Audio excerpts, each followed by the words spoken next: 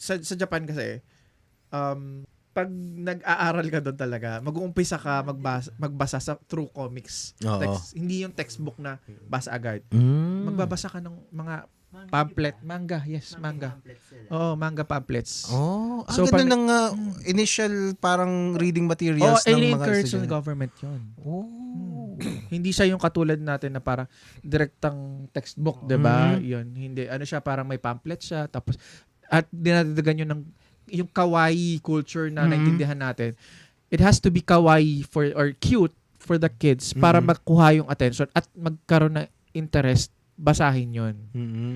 Yun. So, 'Di ba? It's parang for sure hindi lang naman ikaw yung nakakita noon na Pilipino, 'di ba? yeah. 'Di ba? Di ba parang doon ka minsan magtataka eh.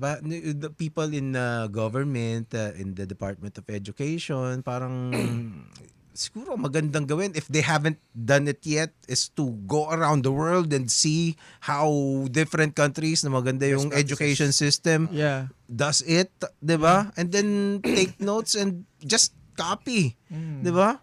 And that would be, I think that would top the list kung yung ganong klaseng diskarte, no? Yes.